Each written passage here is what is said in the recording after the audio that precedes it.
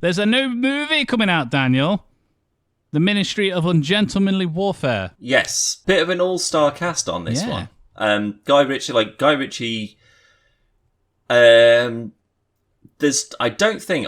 don't think there's a huge amount of his movies that I'm not kind of keen on. Like, most of them are pretty fucking outstanding. I mean, I wouldn't say outstanding. He doesn't make a bad film, but he does all. I do think he makes some forgettable films. Not because they're bad, just because they don't live up to the same bar as some of his greats. Was The Gentleman, was that the last film that he made? Or directed, should we say? As far as I'm aware, yeah. Unless he did like another Sherlock Holmes or something. The Enola Holmes thing, was that a Guy Ritchie? I don't know, that's what I'm saying, like that kind of the Guy Ritchie ones, they were the Robert Downey Jr. ones from that's what I mean. So unless he's done another one of them that I haven't seen. But again, I mean, it's not a good Sherlock Holmes film. No. But it's a good, action-y, rompy kind of, I'm going to have a look and see if he's done anything. A Man from U.N.C.L.E. I really like that. I still never got around to that, Good film. Genuinely didn't. Let's have a look. So, didn't Guy Ritchie Lock, Stock, amazing. Snatch, amazing. Rock and Roll is great. Yep, both the Sherlock Holmes. I really like those. Man from U.N.C.L.E. King Arthur. I did watch that. No, I haven't seen that. It's okay. It felt like it was. Oh, this is your new trilogy right here, and then nothing. There's only been one. The Aladdin, the new live action Disney Aladdin. I was thinking, he's done a film reasonably recent that it wasn't a Guy Ritchie film. Not in the sense of that's what you associate. That's what I mean. To. Yeah. Yeah, that's what I was thinking. From the guy who made Lock, Stock, and Snatch, Aladdin, a Disney retelling. The Gentleman, something called The Wrath of Man in 2021. Jason Statham. Never even heard of it, frankly. Is it anything like The Beekeeper? No, I've seen him on a. What happened to Jason Statham? Like, why is he just in a bunch of dodgy? These are all the films he's ever done, Dan. I like the Transporter and stuff. I like the Transporter, the first one at least. Yep. And then everything else he's done is just generic. And the Transporter's generic, but it was at least slightly different to a lot of the other films out at the time. And he had a cool number plate. Frank. Operation Fortune, Ruse de Guerre. I can't say I've heard of that, but that's a Hugh Grant, Jason Statham kind of thing. Maybe that's all right. The Covenant, which is, I think that's a Jake Gyllenhaal army movie. I remember seeing the trailer for that and thinking, oh, that looks pretty decent, and then forgot about it. And then his next one being The Ministry of Ungentlemanly Warfare. Which is a true story. I would put little stock in that, quite frankly. I imagine the people existed, and this was like the first Black Ops style. Mate, I imagine that there's certain elements of it. This looks like it's if Quentin Tarantino directed a military operation, this is what it would look like. It looks like it could be a bunch of fun. So we've got Henry Cavill, who potentially playing a more jokey and funny kind of thing, rather than just like a stoic, bit of a madman. Yeah, a bit of, I've seen him about 4 times in that trailer with his tongue out going, which not very army-like, but sure. But I think there's also I think it's in Battlefield 5, I think. Oh, no, Battlefield 1, sorry. Not the first Battlefield, it's the one called Battlefield 1. Yeah. There's a story, a part of the story missions, like the single player campaign, where there's a guy who's approached in prison, and this is for the First World War. But he was approached and said, you're a thief, you're a bomb maker, you're a bit of a twat, you're basically. A candlestick maker. Yeah, the army's kind of we're putting together a Black Ops Special Forces kind of unit. They're the earliest inclination of an infiltration unit that can sneak in, blow a bunch of hangars up, and cripple enemy airfields and that kind of thing. And then from there, that's kind of where more specific special forces thing. I don't know if that's specifically that mission, that those people, whatever. That's based on real people, real events, or anything like that. But I get the sense that the first kind of we've got a Black Ops mission that's going to be, it's all under the table and you've got to sneak in, you've got to do a thing. I imagine that those kinds of missions, they were very, very, like, based in stealth and not running around with machine guns and shooting 50 people on a train or whatever. Like, it was. You wouldn't know that anything had happened until after the fact. I imagine it's more kinda, yeah. Is that you never know that they were there, or it's already too late to stop them, or whatever. The people they play. So we've got Henry Cavill. I'm just going to go with these two people. We've got Henry Cavill and Alan Ritchson, aka Reacher, aka Hank from Titans. The guy Chad from Blue Mountain Scully State. from Brooklyn Nine-Nine. Young Scully, at least. But on the Wikipedia page for this film, they're the only two whose characters have Wikipedia thing. So the characters playing. So Henry Cavill is Gus March Phillips, and Alan Richardson is Anders Larson, who are both named as being in this base backup unit. I haven't read more into it, just in case there is any kind of story elements into it. I imagine it would be very... It's going to be loosely based on it, isn't it? Loosely being the operative word. Yeah.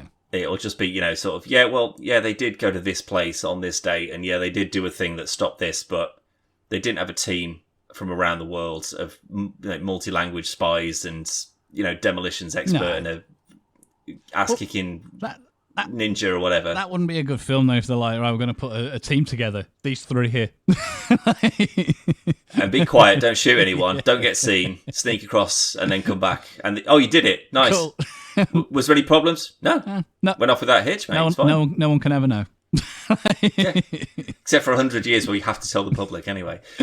But I think other than Henry Cavill, there was... I'm annoyed because I saw the trailer again for Argyle earlier and it's kind of thrown me out. Well, I've got the list here if you want me to go through them.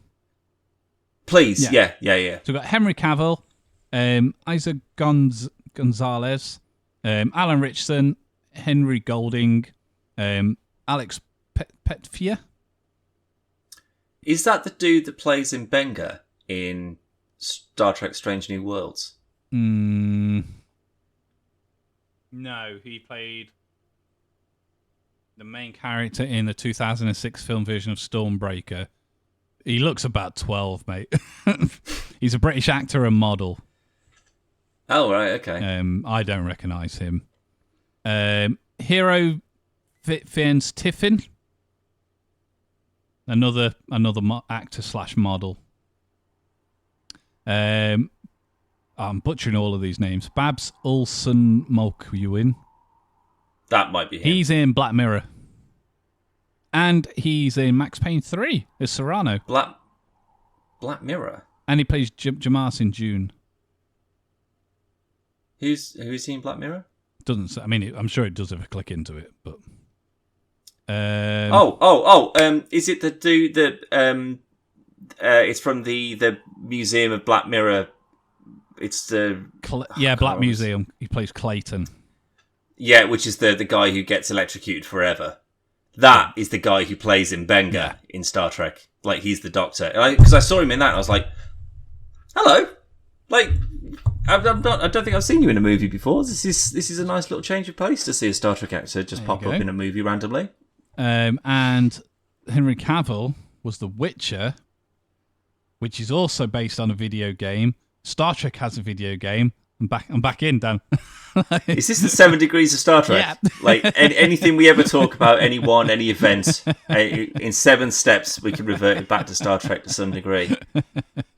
Before I butcher anyone else's name, I recognise Henry Cavill and Alan Richardson, and that's it. I like the fact that it's not like it's 400 people that you recognise. Yeah, I'm fine with that. It's the only other person is where's he gone? And that's only because I've just hovered over him. Somebody who was in Inglourious Bastards. Now I don't recognise the name, but as soon as I saw the face, I was like, "Oh, I know who that is." Timon Valentin Schweiger. Oh, he played Stiglitz. Because I'm assuming that he's either he plays a very similar role in this, either that he's a a German defector, a Nazi defector, or he's going to play the main bad guy, potentially. maybe.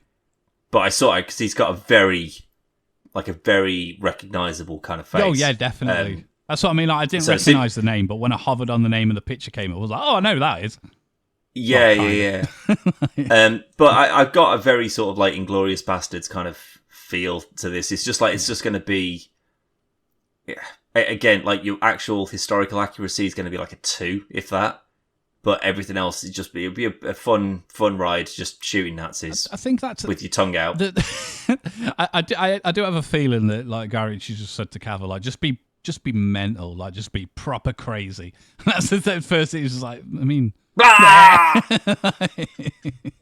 just do that and shoot some guns. Sure, cut. I will say though, Alan Richardson getting in a lot of stuff lately. He is. This trailer didn't really do him justice. It was only like on the second time that he popped up in it. I was like, wait, I recognise him. I mean, to be honest, he's the reason that I saw the trailer. There was a bit where like someone's like running through a ship and then they shoot someone about 3 feet away from them with a bow and arrow. Yeah, I was like, that was Alan Richardson. I was like, oh dear, this doesn't seem. When you say based on, like really, really loose. I don't remember anyone in the Second World War that was running around with a bow and arrow. Quite frankly, I mean, to be honest, there's no reason why. Like maybe he picked it was there and he picked it up and used it on a ship. You never know. Maybe they put rope on it and they catch fish. I don't.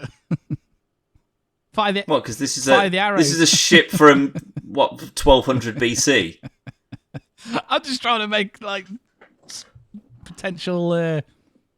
No, because it looks cool. That's it, and I'm okay with that. Because they're not saying like, oh my god, it's the realest documentary you've ever seen. It's a Guy Ritchie film, so yeah, it's going to be a bit mad. It's going to be a bit quirky, even down to stuff like Lock, Stock and Snatch and stuff, which is a lot more grounded than something like this, but it was still kind of not massively realistic at the same time. No, it's you go. Yeah, sure. There's London gangs and there's lots of criminal shit that goes on in the West End, but no, like no one's going to get like trapped in a bookies and stuck with a dog with a squeaky tongue. Exactly. Like, it gets sillier and sillier as it goes. Yeah. But I think there is still best films. Fucking great. Like, yeah, I mean, compared to some of the others, like your King Arthur's or whatever. Like again, the Sherlock Holmes ones are fine, but they're entertaining films in the same vein of. There's action and there's like, you know, the sort of like the Sherlock Holmes vision that he's got when he presses LB. And he can sort of like, oh, I know how this fight's going to go. That's all cool. But if you're a fan of Sherlock Holmes, you're not going to watch that and go, oh my God, they captured him perfectly. It's like, when did Sherlock Holmes get in massive fist fights and like beat up 6 dudes in an underground boxing ring? Is that a thing? I haven't read all the Conan Doyle books, but pretty sure that didn't happen. Was he an opium addict? That's the one thing that they actually captured quite well in those is that he's on absinthe and morphine like most of the time. He's like off his tits. Because I mean, what you could say is that like the Guy Ritchie films are more realistic because Sherlock Holmes spent most of his day he was like fighting all these people, but he was just in his living room, just they were off there. His tits, like wrestling with a dressing gown and some curtains. And stuff. Watson, I've got him. I mean, that'd be a great film, I'll be honest. Yeah, it just pans back, and he's not in the forest getting shot at by a sniper. He's just under the table with a tea cozy on his head, and his housekeeper's just like, "Oh, Mr. Holmes, you've done it again." But I do think that the Guy Ritchie films, this seems like a proper Guy Ritchie film. I think this is more in the vein of The Gentleman. Like, have you seen The Gentleman? Yeah, I love it. I think it's a great film. Yeah, Good I think twist as well. There's what at the end with fucking not Owen Wilson, Matthew McConaughey. McConaughey, yeah, it's a solid film. That is, I really do like that. I very much get the sense of, oh, if you like that, you're probably going to like this kind of thing. It's not like it's a World War II documentary. But again, it's a really cool thing happened, and we'll spice it up and just take some liberties with it. The fact that one of the posters that was put out because Alan Richardson posted not yesterday, before he posted a tease for this trailer, and then I saw another thing yesterday before I saw the trailer was a poster, and it's like I assume it's a German gun of some kind, but it's just like you can just see the hand coming down pointing the gun, and then one of these guys has just got like the middle finger in the barrel to block it. It was like, you could tell the kind of film it's going to be just off that. And if you go into like, I don't know, I can't think of what was Saving Private Ryan. A film? No, I know that, but I mean, like, what was the war for that? Are you winding me up? No, joking. But I mean, what I was going to say was, if you go into this thinking you're going to get a Saving Private Ryan or The Thin Red Line or like an actual proper war film, then you deserve to be disappointed. Yeah. I think, again, if you're just looking at the trailer, you're like, oh, this doesn't seem very realistic. Like, yeah, you're right. I'm going to go and watch this King Kong trailer. Also, I'm pretty sure that with human beings the size of Alan Richardson and Henry Cavill, no human could have possibly been that big in the 40s. Not back then. Like, he struggled these days. But that's when they're paid to do it. Yeah. Like, no one's like, oh, you're a criminal, but you're also 6'4" and made of solid muscle. What's that? You don't go, right, we need to put a Black Ops team together. Let's get the two biggest men in the world. One of them we've had to import from America. They are. I mean, I really like Alan Richardson, and I'm glad he's getting, because he's got this film, another film. I'm sure he's got 3 that are all out this year, as well as obviously Good. Reacher and everything I think else. Reach is like, that's properly opened him up. Definitely, I think, like, in terms of exposure. But like in that, he's not just like, he's just a gorgeous shredded, dude, just sort of like delivering lines like I would. Like, he's funny, he's quippy. Like he at least appears to be but this is exactly what I said to you. Like when I watched it, I was like, no one who's that hot, that's that muscly, can be that smart. Yeah. It's one or the other. You can't be that intelligent and be shredded. But I really like him. Like, frankly, I really quite rate him now. Like, seeing what he can do. So I think that something like this, where it's just like, it's quite a big. It is a big film. It's Guy Ritchie. Yeah. It's big names that you're going to be working with. You don't have to be deliberate. It's not like a period piece where you need to be dramatic and you need to be a proper actor. Yeah. It's like, we'll give you a bow and arrow and shoot someone right in front of you. Go for it. He's sticking his tongue out. Just do the same if you want. Yeah, it's just, if he's going to be the sort of the weirdo maniac, are you going to be the straight man? It's like, oh, well, I'm here because I'm setting up the CIA. That's how that's all going to be. It's like Henry Cavill's setting up the SAS and he's setting up the CIA, and then it's like Metal Gear. It's like a Metal Gear team. Yeah, I can see that. Like, there's always like, this guy's an absolute revolver idiot, but he'll go on and set up a military company and build mechs and whatever. Like, they could all go off and set up their own specific units within their own specific nations, maybe. It's quite a thing that you said that, because there's a chap in the trailer that he does like a trick with a gun, pull it like where he comes out of the sleeve when they're like doing the training thing. Again, it literally just because you said Metal Gear, obviously Revolver a lot. I'm pretty sure that like slide out thing, like for a pistol, I'm pretty sure that is something that was. I don't think that's like any crazy like inaccuracy, like, I mean, historical inaccuracy. I'm pretty sure that they were around in like the 1890s. Realistically, like pistols and a sling. As long as there's been a law around weapons, people will have to try and like hide them. But if you've got one, it means some point you're going to use it, which means you need a way to like unconceal it. Zip. Yeah. So most likely, maybe not as cool and what's it as that, but what it should be is go gadget secret pistol, and then it pops out, and then you get to shoot them. What if? Because obviously, I assume Hitler's going to make an appearance at some point during it. Who? Hitler. Oh, what you said, Hill? As in like Jonah Hill? No. I was like, really? Do you reckon? Jonah Hill or Maria Hill from the Avengers. But what if they bump into Kung Fury? I mean, it might be a bit fast and loose with the truth, but I don't think they could fly away on a giant metal golden eagle somehow. Oh, it's Mecha Hitler. Such a good little movie. But Alan Ritchson, though, was actually in the latest Fast and the Furious film. Ah, well, I've if not we seen bothered it. to watch any Not of those seen Fast and Furious films, we would have known that going into The it. only reason I know that is because when it was coming out, he posted a clip on Instagram. But it's like there's so many fucking people in it. It makes the Expendables look like a small cast. And there's all these people stepping out of cars. But because all the cars are very similar looking and the same colour, it looks like they're all it's a clown car and they're all getting out of it one by one. And that was his tagline thing, and it was something like, even though they spent a lot of money on the cast, we have more than one car, I promise. That's nearly funny enough to make me watch it, but I'm not gonna. No, but to be fair, if that's the case, then that's probably what's opened him up to a lot of people. Yeah, they're huge movies, so people will be like, "Oh, he's another shredded guy that's driving a big car or whatever. Whatever, they're going to space or lasers or." I don't even know what this one would have been about. He turns up and he's like, "Yeah, I'm a nano microbiologist." Of course you are, mate. Nano microbiologist. Most of the Fast and Furious cast can't even spell nano. But they're all hackers and kung fu experts, and everyone can drive a car better than anyone else in the world. And whatever, I don't care. I don't want to talk about those movies. No. But I think considering the caliber of people that we've got, I mean, just Henry Cavill and Alan Ritchson are two of the biggest names going at the moment.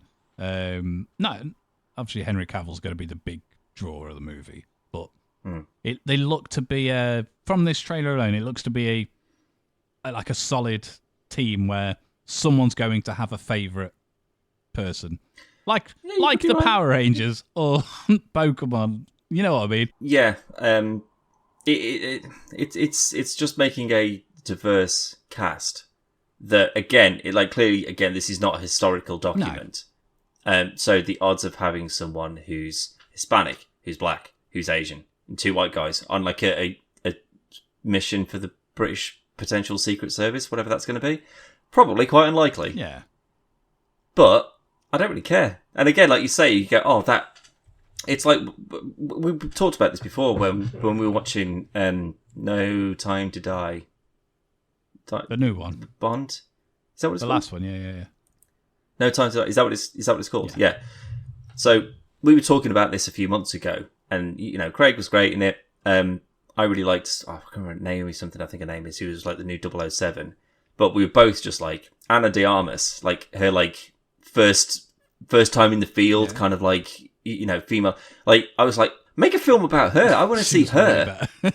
She was so good, and I think it could be the same kind of thing. You'd be like, oh, well, Cavill's great with his tongue out. That's going to be my new hair flick thing now. Whenever I see him with his mouth open, move over, Loki.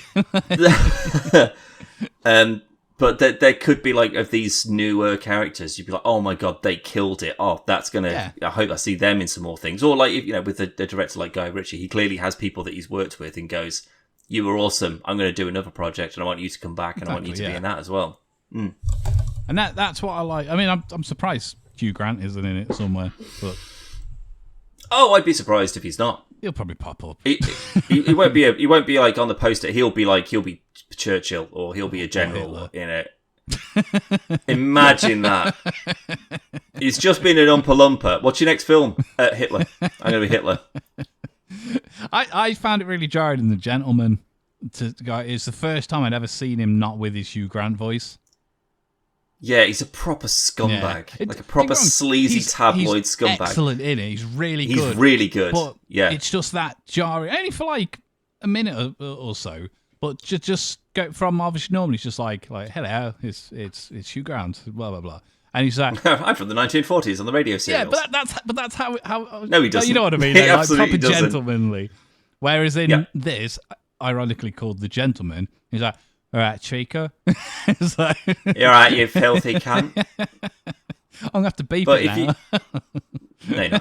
But I reckon if you were used to sort of the Hugh Grant, the 90s Hugh Grant, where he's the romantic lead, and he's like, oh my god, I'm so flustered and handsome, and then he did a few other bits, and then the first, he does Wonka or whatever, and then the next time you see him is in something like The Gentleman, and he's an absolute bore bastard. I mean, to be fair, in like Dungeons and Dragons as well, like Honor Amongst Films. Oh yeah, Honor Amongst Films. Honor Amongst Thieves. I forgot he was in. Like, yeah, he's in that, and again, he's a Twat. You know, he's a team guy, and then you know, there's the turn. But if you go, if I hadn't seen him in The Gentleman playing a proper bastard, that turn where he was just like, "Ha, I was the villain all along," I'd have been like, "Shit, that's unlike Hugh Grant." Yeah. I wouldn't have expected it. Not to say that he's never played a villain before. Well, I don't know. can't remember him being a villain, and I suppose on certain films, so a lot of the chick flicky rom-coms that he typically does, I suppose you could argue whichever fence you're on, because you'll have Hugh Grant, a girl, and then another dude, and it's that love triangle. So some might go, in this film, he is a bastard. You go, yeah, but... Oh, right. But that's because you want her to be with that guy, not Hugh Grant or whatever. But well, I've got a question for you. Do you think that Jim from The Office should have got together with Pam or with Karen? Karen. I agree. Thank you. That's all I wanted to ask. Ministry of Ungentlemanly Warfare, which is out, Dan, That's the one. 19th of April this year. It looks great. Got to watch it. Looking real good.